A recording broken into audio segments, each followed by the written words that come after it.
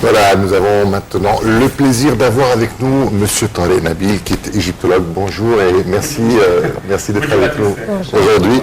Alors, vous êtes spécialisé dans la momification. Alors, on va parler de momification. D'abord, que représentait ce rituel chez les Égyptiens? Est-ce que c'était un rituel sacré d'abord? Est-ce que c'était un rituel obligatoire? C'est-à-dire que les anciens Égyptiens momifiaient les cadavres et momifiaient le roi, les hommes fonctionnaires, parce que les anciens Égyptiens pensaient et croyaient que l'autre monde, l'au-delà, le jugement final est le paradis. C'est pourquoi les prêtres et les grands prêtres ont momifié le cadavre de roi et les autres fonctionnaires, et aussi les anciens Égyptiens ont momifié le cadavre des animaux. Oui. Franchement, on a trouvé beaucoup de momies, environ 140 momies. Et maintenant, dans le musée de Caire, il y a environ 14 momies en très très bon état. Et franchement, on a trouvé à Ménia, dans une région qui s'appelle Tounak Gabal, on a trouvé la chambre de la momification. Et de cette chambre, on a trouvé, on a su comment les anciens Égyptiens ont momifié le cadavre des animaux et des momies de rois et de fonctionnaires. Alors, pour passer ensuite, alors on est en train de voir justement les momies à l'écran, mais pour parvenir à l'au-delà, il fallait que le corps soit préservé dans l'état. C'est pour ça que l'on momifie. Alors, comment se passait ce processus de momification? On devait tout d'abord retirer tout ce qu'il y a à l'intérieur du corps, n'est-ce pas? Oui, c'est vrai. Franchement, le grand prêtre qui porte le masque du dieu s'appelle le dieu Anubis, le dieu de la momification, ou le dieu chacal, et commence de retirer tous les organes à l'extérieur, le corps, sauf le cœur. Pourquoi?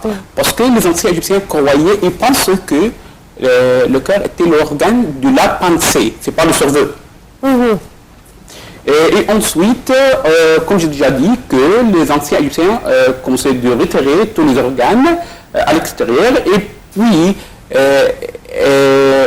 injecter tout le corps par alcool ou le vin pour tuer tous les microbes.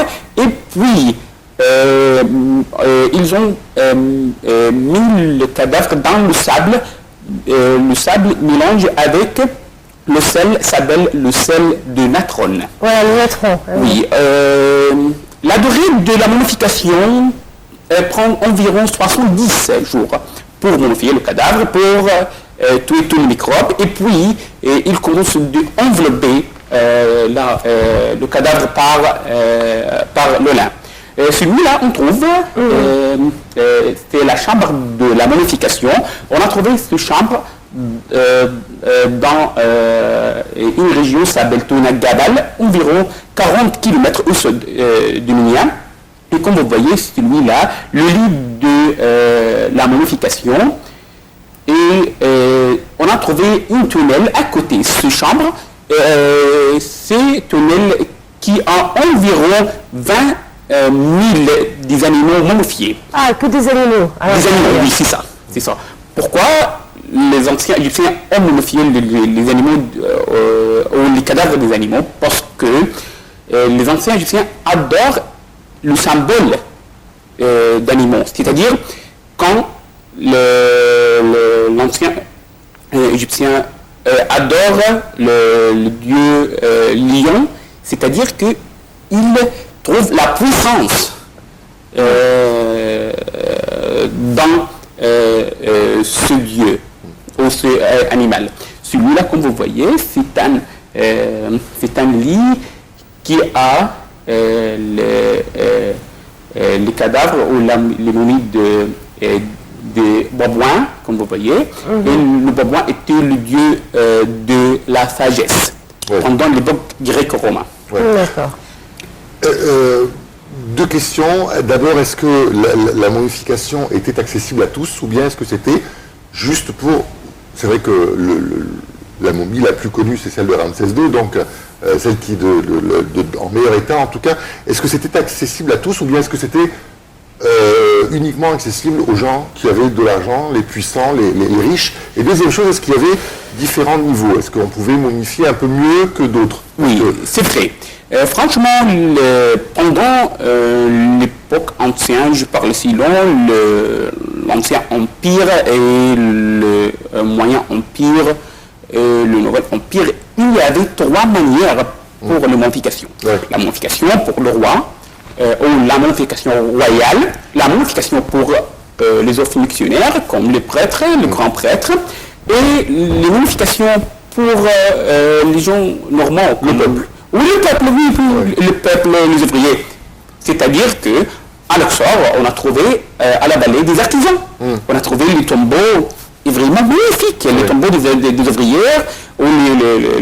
C'est à côté la vallée des rois, on a trouvé la vallée des artisans, la vallée des nobles, comme ça. Et on a trouvé aussi les momies en très bon état. Ouais. Mais juste, je parle sinon la côté de la momification pour un roi. C'est vrai, il coûte très riche, très haut, mais la momification pour le peuple normand sont bas. Et je voudrais dire que c'était bon marché. Ça marche. Oui. Ça marche. Dans le processus, vous avez bien dit tout à l'heure que le cœur, on n'en veut pas le cœur. Dans le corps. Voilà, on gardait le cœur. Les autres... Alors, moi j'ai lu, je ne sais pas si c'est vrai, c'est qu'il n'y avait aucune opération qui était faite au corps. C'est-à-dire que le corps était préservé, que l'on retirait tout par exemple, par les oreilles, par la bouche, tout était retiré de fait qu'on garde le corps intact. Et oui, intact, oui. Et puis, les anciens Égyptiens mettaient tous les organes dans des canopes. Des canopes, jarres canopes, s'appelle le jarre canope, Ouais. qui a le couvercle. Et il y a 4 jarres canopes. Il y a le premier qui a la tête d'Anubis, le deuxième la tête de dieu Horus, le troisième qui a la tête du dieu Isis et Osiris. Les 4. Voilà, les 4 dieux qui sont importants dans le passage en fait vers l'au-delà. Oui, parce que les anciens Égyptiens pensaient que l'esprit va retourner et il faut trouver le corps en très bon état pour retrouver et pour reconnaître son corps. Très bien. Oui. Quand on voit les différentes momies, c'est un petit peu musique ici, on est un petit peu... Quand on voit les différentes momies, est-ce que, d'abord, quand est-ce que ça a commencé, cette histoire de momification? Est-ce que c'est plutôt dans l'Ancien Empire et est-ce que la technique a évolué avec... Amélioré. Voilà. Amélioré. D'accord. Oui, franchement, on a trouvé, il y a une différence entre la momification ou la technique de la momification pendant l'Ancien Empire et le Nouvel Empire et la période grecque. Ouais. Sur je parle sinon de la technique et le sel de natron. On a trouvé le sel de natron où les anciens Égyptiens momifiaient ou préservaient ou conservaient la momie par le sel de natron pendant l'époque du Nouvel Empire. Mais pendant l'Ancien Empire, le grand prêtre ou le prêtre qui a momifié le cadavre, juste et qui commence de retirer les organes à l'extérieur et puis juste faire les bandelettes et enveloppes par le lac et tout. Parce que, par exemple, les grands pharaons de l'Ancien Empire, on pense aux 3 les plus connus, les 3 pyramides, Khéops, Khéphren et Mykérinos, on n'a pas trouvé, peut-être que Voler, c'est vrai, voler, pas le voleur de tombeau, oui. Oui, la majorité. Donc vous pensez qu'ils avaient été momifiés? Oui, c'est pourquoi les prêtres, pendant l'époque du Nouvel Empire, ont changé l'idée de la tombe. Parce que ici au Caire, on trouve la tombe comme une pyramide, parce qu'on a trouvé jusqu'à nos jours, il y a environ 84 pyramides. Mais si on parle sinon la tombe pendant l'Ancien Empire, je parle sinon du 1700 avant Jésus-Christ. Mais à Luxor, on trouve que juste il y a la vallée des rois, la tombe juste époguée sous le sol et cachée par le sable la porte de la tombe pour éviter les voleurs de tombeaux. C'est pourquoi on trouve les majorités des momies datent le Nouvel Empire. Franchement, la majorité des pyramides ont volé par le voleur de tombeaux. Et le peuple pense que juste le voleur de tombeaux, jusque maintenant, jusque aujourd'hui, non. Je voudrais dire que le voleur de tombeaux aussi était pendant l'époque-là, l'époque pharaonique. Pourquoi? Parce que la pyramide, c'est clair pour tous les peuples que le propriétaire de cette tombe est très riche et un roi, et bien sûr dans la pyramide et la chambre funéraire, il y a les trésors. Alors, en parlant de ces pyramides, alors on sait que le plateau des pyramides se trouve ici au Caire et qu'à Luxor se trouve la vallée des rois, la vallée des reines, la vallée des artisans, la vallée des nobles. Exactement. Pour préserver le corps, plus il y avait le sarcophage. Et c'est là qu'on arrive à savoir si c'est un roi ou si c'est quelqu'un du peuple, je pense, puisque les sarcophages en eux-mêmes étaient différents. Par le cartouche. Par le cartouche, déjà, oui.